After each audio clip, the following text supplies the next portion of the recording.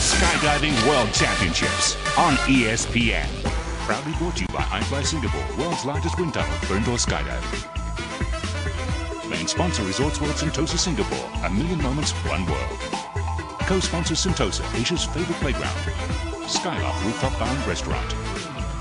And the following.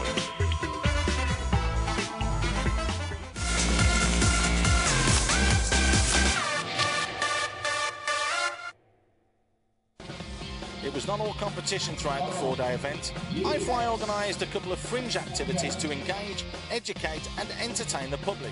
That indoor skydiving is meant for the masses. Both young and old, everyone can join in the fun. In conjunction with the World Championships, more than 20 skydiving wannabes took to the skies in the first public skydiving event since 2005. Local media and celebrities like Benjamin Lee or Mr. Miyagi were invited to a once-in-a-lifetime opportunity. Well, it's the first in Singapore, and I've always wanted one of my to-do things on the list. And when they called me a couple of days ago, I thought, you know, why not? The 6-minute tandem jump from 3,000 metres with Australian tandem master Ashley Smith offered a bird's-eye view of Sentosa that only one could imagine. And after landing safely on the soft sands of Palawan Beach, we simply had to find out what Mr. Miyagi himself thought it was like to fly without wings. I'm speechless. This is the most awesome flight I've ever taken. Beats any other type of flying. And my mouth was open. There was no sound coming out of my mouth when I jumped out of the helicopter. Just definitely do it again in a heartbeat. Heading indoors, contestants were tested mentally and physically at the ICANN competition. Flying skills were not the only ones being tested. Their mathematical skills were being put to the test as well. The mathematicians had to either add or subtract to win in this competition.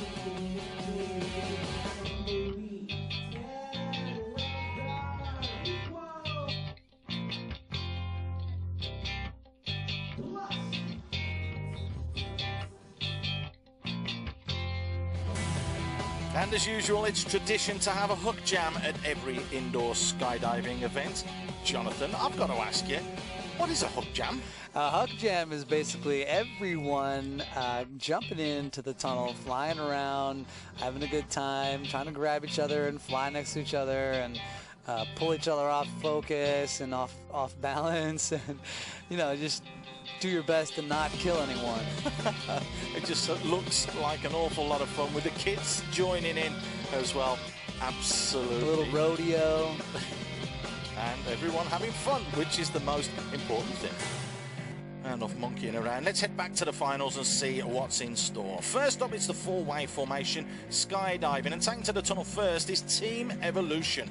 Like Arizona Airspeed, Evolution was eager to take their competitiveness to the next level. Not content with just being one of the top teams in formation skydiving, they took it upon themselves to compete in the vertical formation skydiving as well. In 2009, a goal was set, and 2 years later, they won both national titles, a goal that few thought could be achieved.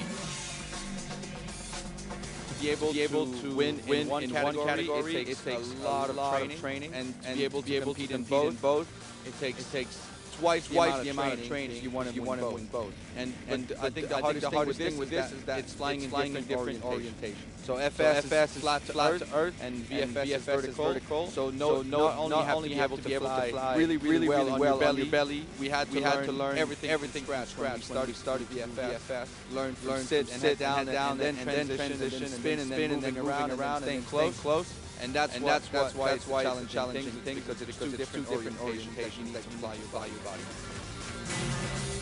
Evolution taking to the tunnel, Martin, Vincent, Benoit and Katie, and it is very different. We touched on it a little bit earlier, didn't we, Jonathan? But, I mean, you just can't compare the two.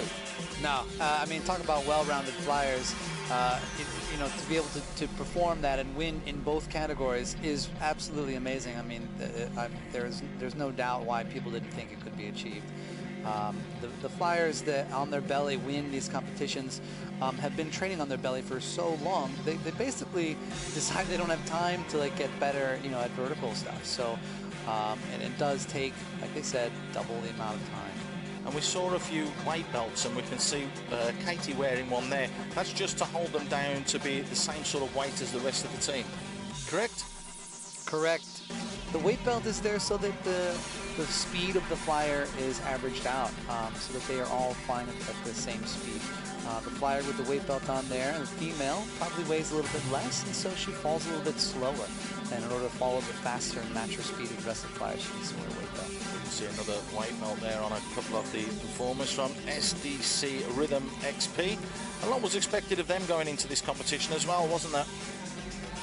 Yes, there was. They have a lot of reputation to uphold. A lot of these teams have been competing for a long time, so when they come, they are expecting of themselves a great performance, but also others around them as well. But that competitive edge is there with all of the competitors and athletes in this sport, isn't it? There are, yeah. The competitive edge is one of those things that, you know, it doesn't come without a sense of play, especially in this sport. You're never going to find, like, rivalries where, like, somebody truly wishes the other person doesn't win, you know. They're just going to hope for the best and give their best performance. That's what every team wishes. Precision is the key. The togetherness of everybody, both in and out of the wind tunnel, is amazing as well.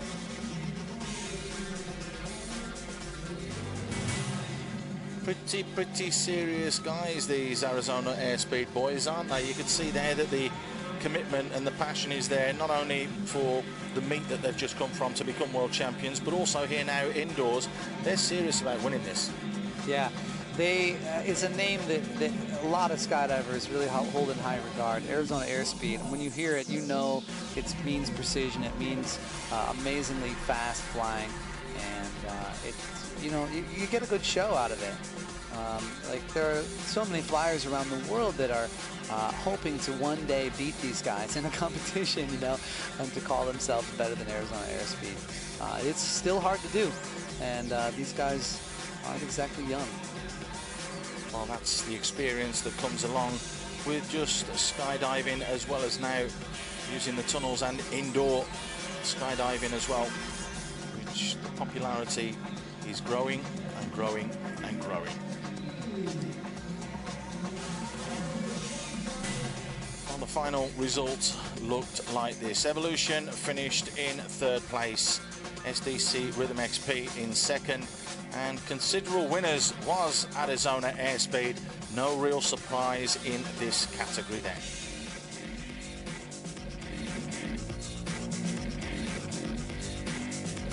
We actually performed very well, we thought. We came in here with a little bit of competition. They ended up being, I thought they ended up being very strong. But we had, I think a very, very good, a good competition for ourselves. We ended up completing more than 25 points ahead of our competition, which is we're very happy with. But we managed to stay very, very aggressive all the way to the finish.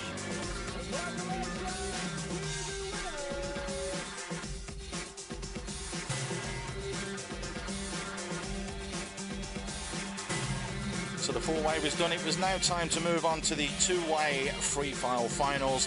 Mike Carpenter and Matthew Hill from England and France in the Renegades, pitting themselves into the tunnel. And again, very, very different from the fours, this. From the four-way, yeah. This free-fly routine is something that's so fun. It's one of those things that you know, I look forward to all the time, is flying with a partner and putting routines together and making it look, you know, like a dance. Basically, there's so much uniformity and unison and symmetry going on here. The simpatico needs to happen. Renegades flaring out nicely there over the top of each other. It's then now time to go to Chris Reynolds and Kermit Jabba. Too legit to quit. Again, two people that you know very, very well. Did they have different routines for each round, or was it very much, you know, again, suck it and see, let's see what happens? No, what you're watching here is the same routine that they performed each round, and just little differences are enough to make the judges, you know, judge and score differently. Accomplishing the moves pristinely or perfectly, or getting it just right, for that. It's similar to ice skating like that. The same routine each time in this two-way free fly competition. And there they go. Another good routine from them. But let's not forget the youngest of the finalists in the two-way free fly category is Anti-Gravity XP. Anti-Gravity is made up of 16-year-old Josh Denuzio and 19-year-old Alex Werner. And like all young rising stars, they all look forward to the day when they can finally jump out of a plane. I've jumped one time as a tandem. It was pretty cool. I want to do more. It was very similar to the wind tunnel. I had like 1,500 hours before I had done it, but it felt the same, but just colder and a nicer view. Well, I think we all want to jump out of a plane, but 1,500 hours in the wind tunnel before doing that, that's pretty amazing, that's isn't it? Incredible. I mean, that's what you get from, living in and around drop zones and tunnels, growing up anyway. I don't have anything close to 1,500 hours. That is absolutely amazing. And again, the youngsters giving a really, really good account of themselves. Just 16 and 19 years old, bestest friends. And again, a very methodical routine that they came up with. And again, similar to their earlier qualification round. Yeah, this is one of their compulsory routines. All the dive flows, all the dives for the compulsory rounds were drawn at the beginning of the competition. There they are, flying up, and again, they will exit the tunnel. It's a bit of a flashy exit for compulsory round. Nothing wrong with that. It is Anti-Gravity that won the free fly. Too Legit to Quit from Singapore in second place, and the Renegades popping up there with the bronze medal. Did Anti-Gravity XP meet their expectations? Definitely. I definitely thought first was a good goal for us, and we reached it. It's great. We put a lot of time and effort into this, and it's nice to see all the hard work pay off.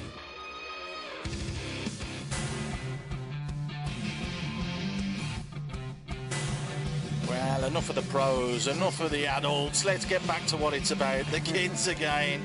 And again, a wonderful, wonderful display. Lai Yuxian, first up. And again, wonderful control being shown there. Yeah, there's a reason she's called the Flying Sheep, because she's amazing. Fearless as well, aren't they? The kids are fearless. I mean, it's unbelievable. Yeah, for sure. There's certainly an element of danger in here, and they don't even pay any attention to that. They have no sense of that. And that's what makes them pick it up so quickly, is because their fear level is pretty low. Flying straight out with absolutely no problems there. Next up was Saif Nasser. Bang, bang. With his little routine. Again, really did enthrall the crowd. And everybody, after his very, very first routine, got into the spirit, because he does it every time that he's in a tunnel, doesn't he? Yeah. He can't wait for it. It's almost like he's doing his routine just to get to that part. 8 years old. And the height and the technical ability at such a young age. There you go, bang, bang, bang. A few more on that occasion. His brother was there to support him as well, which was really nice to see. He finished up with a 7.7 in that one, but here is the youngest competitor of the lot, just 6 years old, Noah Wittenberg, who, according to his father, does have a girlfriend. Yeah, we'll see about that. I'm sure he won't need one for another good few years, but if he continues the way that he's going, we are looking at a future world champion, no question about that. I agree. Can't wait to see what this guy becomes in the future. Maybe I'll fly with him someday. Well, he's not afraid of anything. And a remarkable skill and guile there to see himself finally out of the tunnel means that he won with an average of 8. Noah Wittenberg is the champion. Saif Nasser in second place, and Lai Yuxian from Singapore came in third. The big question is, though, Did the boys have fun over the last couple of days? Yes. No.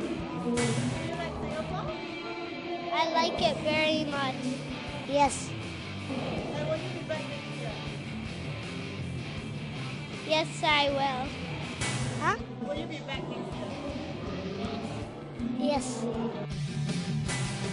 Even coaching Noah there on the interview process. Absolutely fantastic. Coming up, though, it's a tight race to the finish in the Neo Freestyle Open. Will the Canadian hotshot Guy be able to edge out the Russian wizard Razumazov? Join us after this to find out.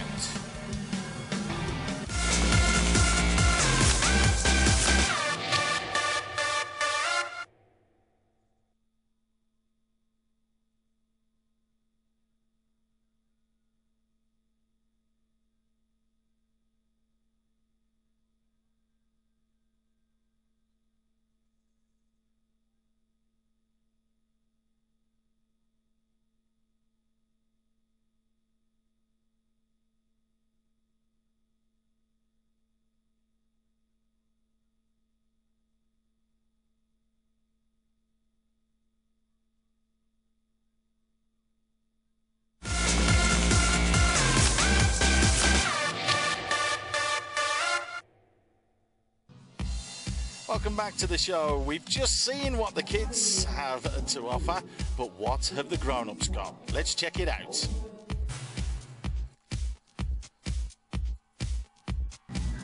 It is the Neo Freestyle for the pros, and of course it's our very own Jonathan Townsager from iFly Singapore. And again, Jonathan, you made it through to the finals. What were your expectations going into this final round? Did you think maybe you could win it, or you were just trying to enjoy yourself or push to see how far you could go? I know it's embarrassing you're sitting here, but I've got to ask you these questions. Now, I was super surprised that I made it to the finals in the first place. So whatever happened here, I was just glad to be a part of this this four-person finals here. I mean, I was very happily surprised, and was very humbled to see my name up on a scoreboard with those other names is really cool. But again, a methodical run from you, as it were. Slow, deliberate, very technical. I can actually pat you on the back with that one as we now take a look at Alex Werner. Thank you. Yeah, that will save you the embarrassment there. And Alex, we've already seen him throwing himself around the tunnel on many occasions. He really is a promising youngster, isn't he? Yeah, the body type that he has is pretty fascinating as well. He's so thin and long, and I think he makes that work to his advantage here. When he spins his legs around, they really support a lot of his weight. It's one of those things you don't really realize till you get into it, but body type does matter just a little bit. I was just going to ask you, so the body shape and the body tones, it really does, or it really can affect how you maneuver within the tunnel? Absolutely, just a little bit though. I mean, for the majority, everyone can fly, and I've taken lots of people in the tunnel, some people that are missing limbs here and there, and they can still fly. So it's really a very cool sport. It's an opportunity for everybody to live the dream. Everybody at some stage in their life wants to be a Superman or a Superwoman and fly. And the opportunity's there over at iFly in Singapore. As we have a look at Guy, who went into this in second place.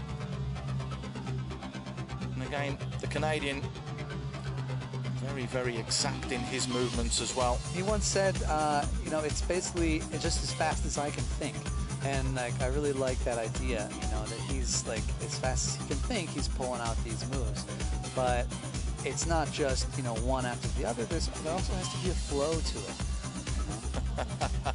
it. A little bit of crowd pleaser. A flow and chi there, shall we say, from Guy. As the man to beat, of course, was the wizard Razumazov, who, again, we saw him doing this routine in the qualifiers. We saw it also in the semi-finals. And again, just making sure that the points are accrued, that he could go on to try and win this competition. And again, almost effortless, isn't it? I mean, he is a joy to watch. I didn't even know the body could make those shapes. I mean, my body can hardly make those shapes outside the wind. So it's really fun to watch. And again, the flow, the precision that he just moves from one to the other and seamlessly connects them is very, very pro. Actually looked like a gymnast there towards the end of that routine, but nonetheless it did mean that he took the gold. He wins with an average of 9.1. Yi comes in second with 8.6, and Jonathan, you actually managed to pick up the bronze courtesy of just a very, very short advantage over Alex. So of course I'm a bit happy. I feel something more better feeling. And this is second my experience, second my first place. Thank you very much. I will try again.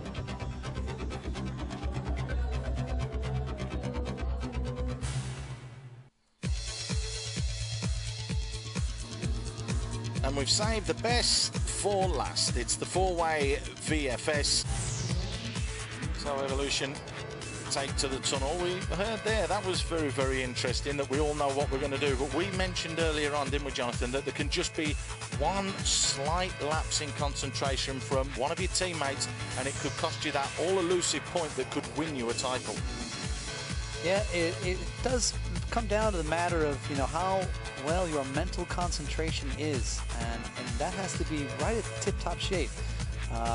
It's so much a mental game, you know, on top of the fact of being very physically challenging.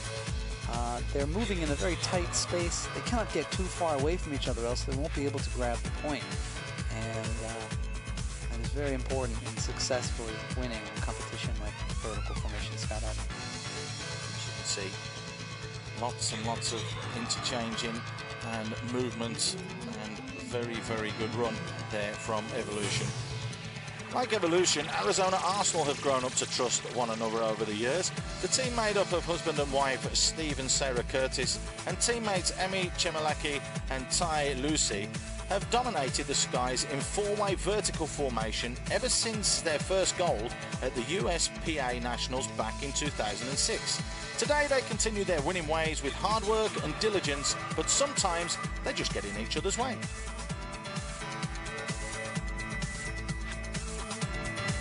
Hogs the tunnel the most? Out of us? Yeah, probably Curtis over there. Steve? Or no, Sarah maybe? No, maybe me. Definitely not me. Sorry. Amy. Yeah, definitely not me. Seems to be a certain mentality nowadays, skydivers. Fun, very, very much order of the day now, and I think that I'm going to take it up after this. We'd love to see you in the sky, maybe even in the tunnel, Paul. Not a problem, but at the moment in the tunnel, it is, of course, Arizona Arsenal. This was their first run in the finals, and again, very competent and very, very technical, as we have seen from a lot of the vertical stuff. It is totally different, as you've mentioned, to the four-way formation, which of course is down on the bellies. This is a lot harder. No Yeah, it's a whole different level. I mean, on your belly, you know, that you have a lot of skill involved in belly flying as well. Everything from a beginner belly flyer all the way up to a pro competition belly flyer. It's a long road, you know. But then a whole other level is the vertical formation skydiving. Next up was SDC Standard XP. This is their second run in the finals. They managed to score a 27, so not the most technical for them, this one. They disappointed when they got through to the finals. I think a lot of people were expecting a little bit more from them when they were in this position, particularly going through the way that they did from the qualifiers. Maybe the case, the judges here, they have a pretty straightforward job. They're just counting the number of points that these teams make, and it's just up to the teams to make sure that they make those points and add them up, and like you said, they get tallied throughout the whole competition, all the rounds. You see missing the odd point here or there that you mentioned, Jonathan, and that does that take points off in the judges' eyes, or do they just not accumulate the points? Yeah, they don't. Yeah, there's no taking off of points in the judges' eyes. Yeah, exactly. They just don't accumulate the points.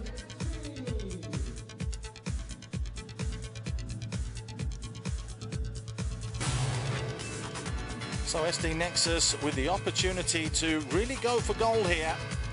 Not complete outsiders, but you do have to say they weren't the favourites going into this tournament, were they? Yeah, Arsenal would have had that, you know, that mantle. Yeah, they would have had that on their name before going in. But these guys made a great showing, and so it was a tough choice here, a close call at the end. This was their 11th round, and again, as you mentioned, the points and the touches all spot on from them, and a very, very good professional run from Nexus. The amount of work that goes into this, as you've mentioned, I mean, it's second to none. They do put hours and hours of flying time in. Hours.